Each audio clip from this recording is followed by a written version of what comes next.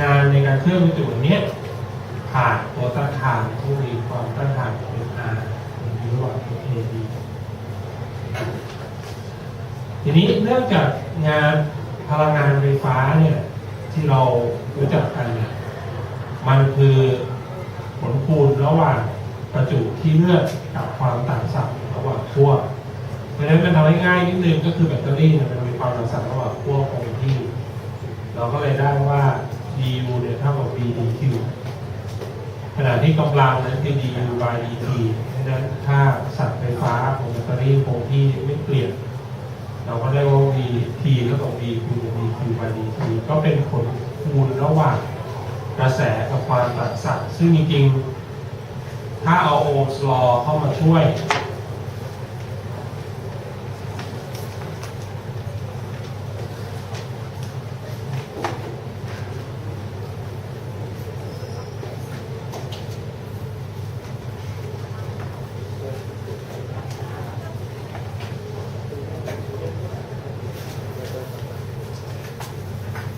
ค่ากฎของโอห์มซึ่งมีค่าต้อง V แล้วกับ IR เข้ามาช่วยเราก็ได้ว่ากำลังเนี่ยมันจะมีค่าได้ว่าเป็น I กำลังสองความต้านทานหรือเท่ากับ O กำลังสองหารด้วยความต้านทานสองเทอมพวกนี้เรียนจะมาค่อนข้างจะเยอะนะฮะถ้าถามเรื่องกำลังไฟฟ้าอะไรนี่ก็น่าจะ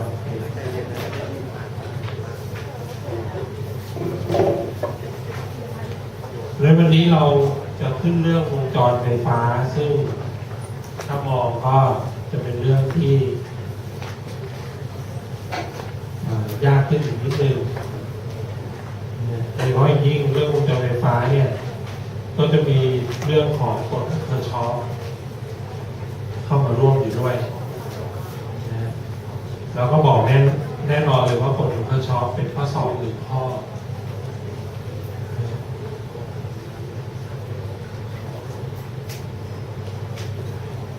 ฉะนั้นไปเตรียมควรได้ในส่วนหนึ่งก็คือโน้ตที่จะบอกก็คือว่าตอนนี้กำลังอัปโหลดวิดีโออยู่ผมเปิดทิ้งไว้ตั้งแต่เมื่อวานตอนเย็นเช้านี้เช็คดูรู้สึกจะขึ้นไปได้2ไฟล์จาก10 กว่าไฟล์ก็คงจะทยอยอัปโหลดไปเรื่อยๆนะครับอาจจะประมาณหลังวันที่5น่าจะขึ้นได้ครบหมดจนทั้งถึงตัวเก็บกระจุกแล้วก็ส่วน PDF ของแต่สาย2 อันนี้ก็จะเอาขึ้นให้ในเวลาอาจจะวัน2 วันนี้นะครับก็จะได้รับไปตัวเรียน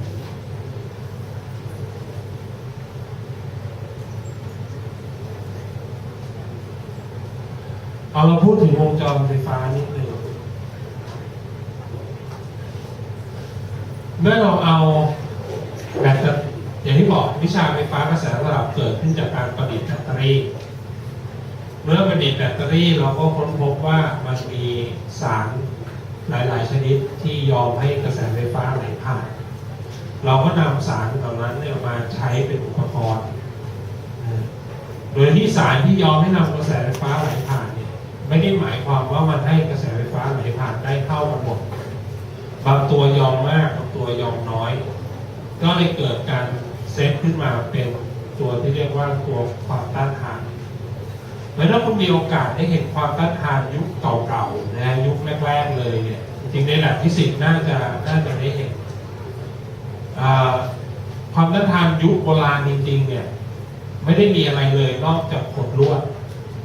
เอาลวดทองแดงไว้นี่แหละ20 เมตรเอามาขดเป็นก้อน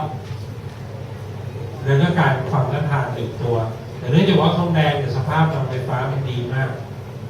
สภาพต้านทานมันต่ำ10 เมตรเนี่ยจะได้สัก2 โอห์มหรืออะไรประมาณนี้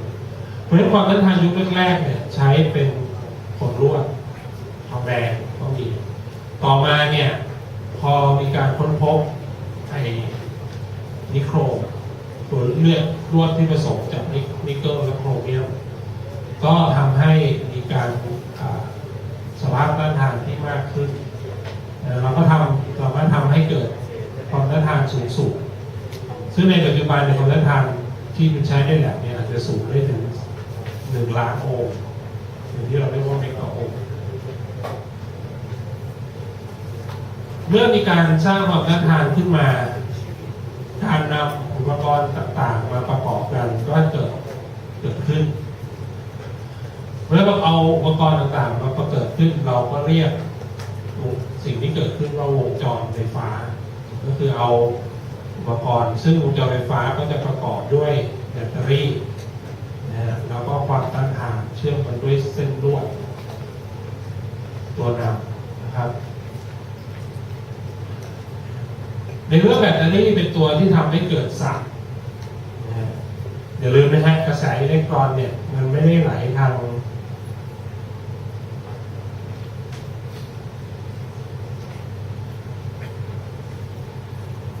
ตัวที่ไหลจริงๆคืออิเล็กตรอนนะคือไหลจากลบไปบวกนะนั่นคือกระแสอิเล็กตรอนผมใช้ IE จะวิ่งสวนทางตัวที่เคลื่อนที่จริงคืออิเล็กตรอนถ้าเราแบตเตอรี่มาต่อความต้านทานเนี่ยเราก็จะพบว่ามีกระแสไหลกระแสไฟฟ้าก็คือ I กระแสไฟฟ้ามีกระแสสมมุติไหลจากขั้วบวกไปขั้วลบแต่ในความเป็นจริงก็คืออิเล็กตรอนมันเคลื่อนที่จากขั้วลบเนี่ยผ่านความต้านทานไปยังขั้วบวกเพราะฉะนั้นใน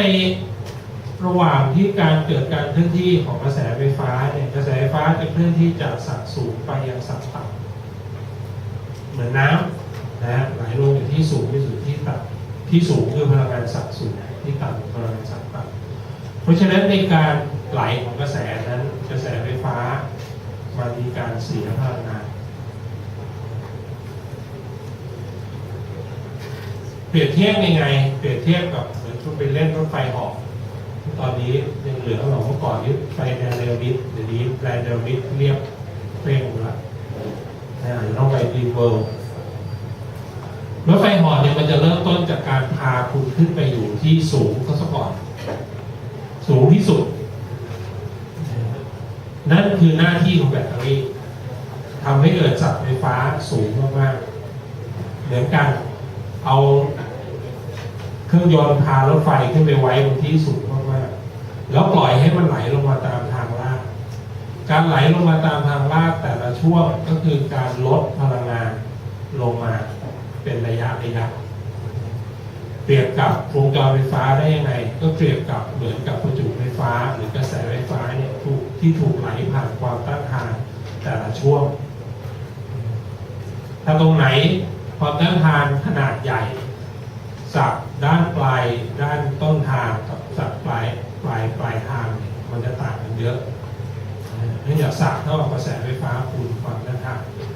เพราะฉะนั้นก็เหมือนถ้าเทียบกับรถไฟเหาะก็คือเหมือนกับไอ้เนินที่มันลงมาเยอะๆในระหว่างทางรถไฟเหาะคุณอาจจะเจอเนินเล็กๆอยู่ก็คือมีแบตเตอรี่อยู่เข้ามาเกี่ยวข้องด้วยเพราะฉะนั้นถ้าเราจะเปรียบเทียบการทำงานของวงจรไฟฟ้าเนี่ยเราอาจจะเปรียบเทียบได้กับรถไฟเหาะนั่นเองหรือเดินขึ้นเขาหรือเล่นสกีลงมาจากเขาเนี่ยเพราะฉะนั้นหลักการอันนี้คือประเด็นนะครับ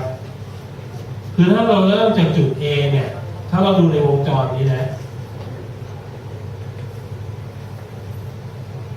วงจรมี A B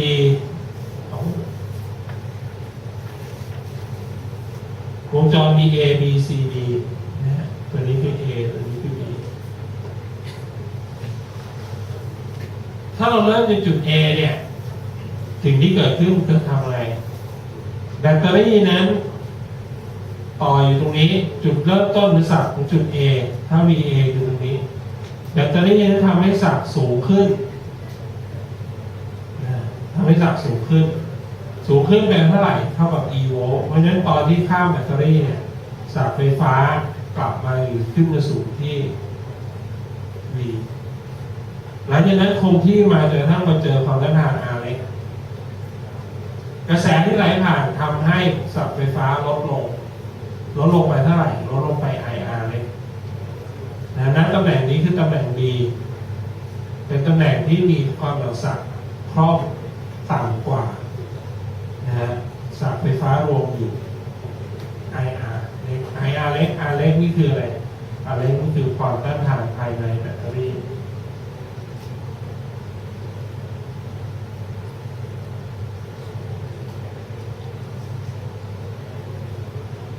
จากนั้นสายไฟฟ้าก็จะผ่านความต้านทาน R ใหญ่ซึ่งจะเกิดการลดลงอีกครั้งหนึ่งแต่จากนั้นผ่าน R ใหญ่มาตรงนี้ไม่มีความต้านทานอีกเลยเพราะฉะนั้นจุดนี้กับจุดนี้เป็นจุดเดียวกันเมื่อสายไฟฟ้าก็จะลดลงเพราะถ้าเราเทียบระหว่างพลังงานกับเป็นแผนภูมิพลังงานเราก็จะเห็นว่าในการวนรอบหนึ่งเนี่ยมันก็จะมีการขึ้นเขาคือตรงไหนที่เจอแบตเตอรี่ก็จะเป็นสัดเพิ่มแล้วก็ตรงไหนที่เจอความต้านทานก็เป็นสัดลดไปเท่าไหร่แล้วเมื่อกลับมายังจุดเดิมสายไฟฟ้าต้องเท่าเดิม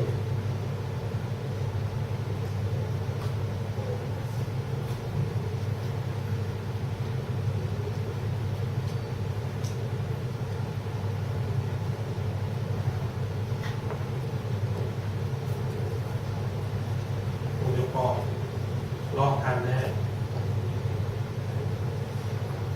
ไอเดียนะคือสายไฟฟ้าจะต้องเพิ่มและลด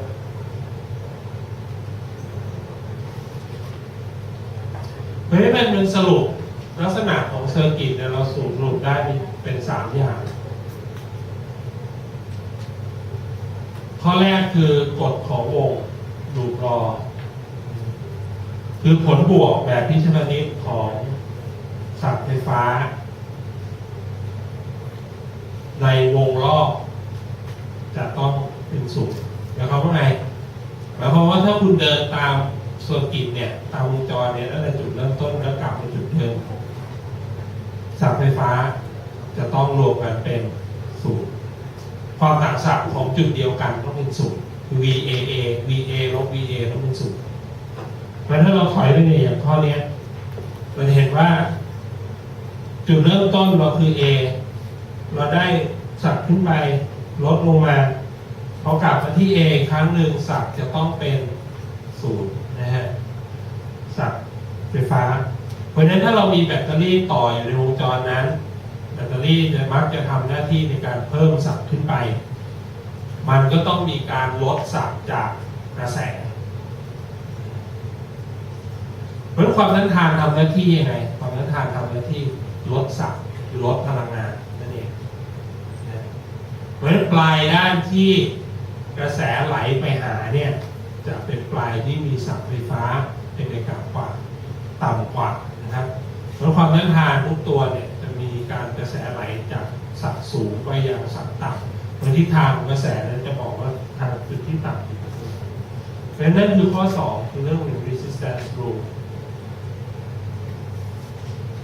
potential หรือการเปลี่ยนกระแสการเปลี่ยนศักย์ไฟฟ้าถ้าเราเคลื่อนที่ไปในทางทิศเดียวกับกระแสเนี่ยจะมีศักย์ไฟฟ้าลดลงเป็นลบ IR แต่ถ้าเกิดว่าเราเคลื่อนที่สวนทางกับกระแสเคลื่อนที่จากสวนทิศกับกระแสศักย์จะเพิ่มขึ้นพูดง่ายๆถ้าเมื่อไหร่มีความต้านทานเนี่ยทิศทางที่กระแสไหลเนี่ยมันจะไหลจะศักย์สูงไปศักย์ต่ำถ้าเราเดินในทางเดียวกันกับกระแสเรากำลังเคลื่อนที่ลงต่ำแต่ถ้าเผื่อว่าเราเดินสวนทางกับกระแสเรากำลังเคลื่อนที่สูงที่สุดเทียบแบบนี้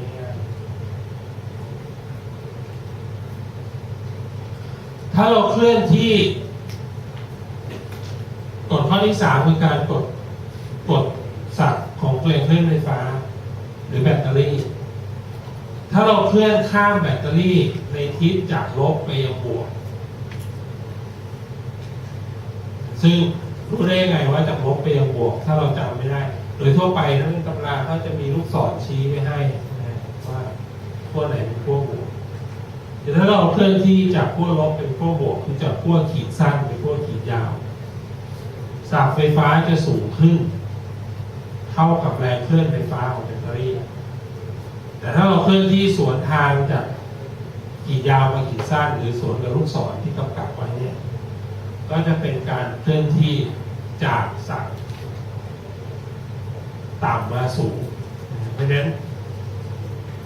ก็จะเป็นการลดพลังงานศักดิ์เป็นลบอีก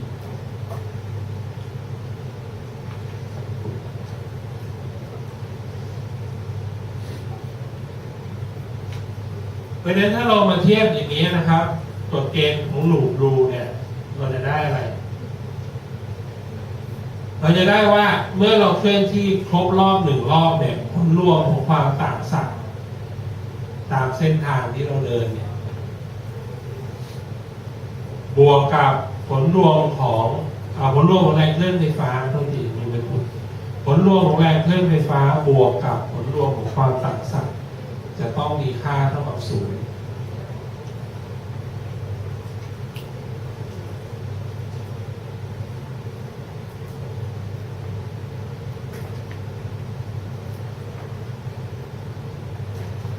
อย่าลืมว่าศักย์ไฟฟ้ามีค่าเป็นไงลดลงเสมอใช่ไหมถ้าเราเดินตามทิศกระแสเนี่ยค่า IR จะเป็นลบนะเหมือนจริงๆแล้วเนี่ยเราพูดตรงเนี้ย summation E เราบวก summation IR เท่ากับ0เนี่ยถ้าเผื่อกระแสมันไหลเราเดินตามหลักตามทิศกระแสตลอด summation IR ทั้งหมดจะต้องมีค่าเป็นลบทั้งหมดเลยเพราะฉะนั้นบางคนเนี่ยมักจะจำเป็นค่าแบบนี้มากกว่า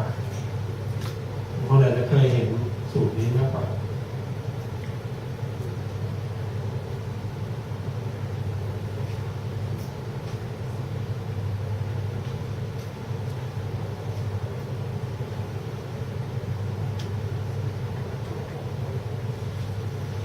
summation E เท่ากับ summation IR คือคิดแต่ขนาดอย่างเดียวผมใส่เครื่องหมายกำกับไว้คือคิดแต่ขนาดอย่างเดียวไม่ได้กำกับ R นะเพราะ R มันเป็นตัวเลขบวกอย่างเดียวอยู่แล้วนั้น I จะเป็นบวกอย่างเดียว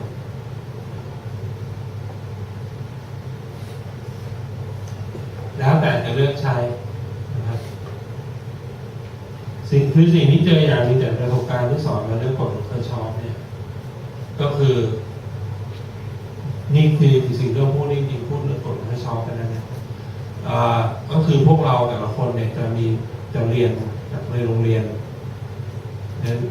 มาแล้วแต่ว่ามันมีวิธีหลายๆวิธีไม่เหมือนกันเพราะนั้นไม่ต้องตกใจว่าสิ่งที่คุณเรียนมาจากโรงเรียนมันไม่เหมือนกับสิ่งที่ผมสอนพอผลสุดท้ายเป้าหมายมันก็คือเป้าหมายเดียวกันที่ได้คำตอบที่ถูกต้องคุณจะใช้วิธีไหนก็ได้แต่ถ้าเบื่อแก้ปัญหาถูกต้องเนี่ยสมการตั้งต้นจะต้องถูกนะครับ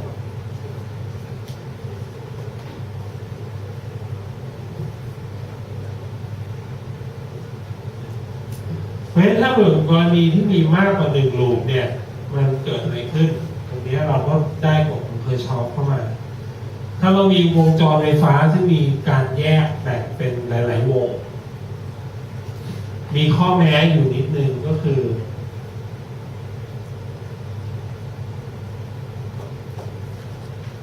ถ้าวงจรมันมีจุดแยก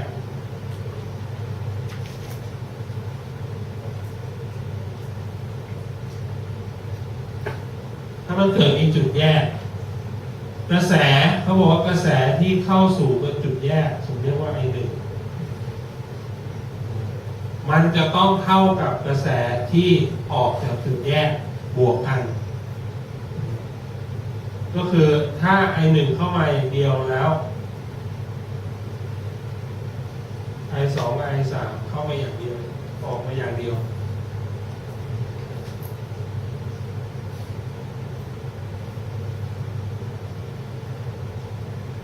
ข้อสำคัญจังชั่นรอเนี่ย I1 เข้าถ้า I2 เข้า I3 ไม่มีทางเลือกต้องออกอย่างเดียวหรือจังชั่นรอเนี่ยเป็นข้อกำกับไว้ว่าคุณจะไม่เกิดสภาพนี้ขึ้นมาได้ไอ้นี่ต้องไม่เกิด มีกระแส3 ทางวิ่งเข้าหาจุดเดียวกันเพราะว่าถ้าเป็นอย่างนั้นมันไม่รู้จะไปไหนแล้วหลักการไหลของกระแสก็คือกระแสเข้าจะต้องเท่ากับกระแสออกหรือถ้าบอกว่าจุดใดจุดหนึ่งมันรับกระแสเข้ามามันก็ต้องคายไปเท่ากันข้อที่2เหมือนเดิมคือ loop rules ก็คือกฎของวงจรก็คือถ้าคุณวนลูปเนี่ย1 ลูปจากจุดเริ่มต้นถึงจุดสุดท้ายผลรวมของความสัมพันธ์ต้องเป็น0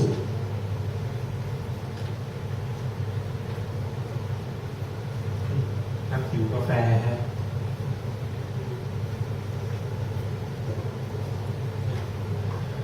มีหลักการใช้กฎของเคอร์ชอฟนิดนึง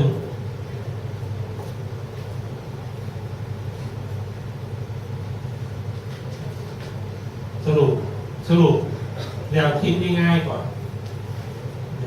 หลายๆคนอาจจะมาวิธีต่างๆกันนะเช่นบางคนเนี่ยจะกำหนดว่าลูปที่1มี i 1หมุนลูปที่2มี i 2หมุนแล้วถ้า i 2ตัวนี้มันมาเจออยู่บนเส้นเดียวกันให้ลบกันหรือบวกกันใช่ไหมผมเลือกไอเดียอีกแบบหนึ่งการใช้เคอร์ชอฟลอในอย่างแรกคุณกำหนดกระแสไฟฟ้าที่คุณอยากได้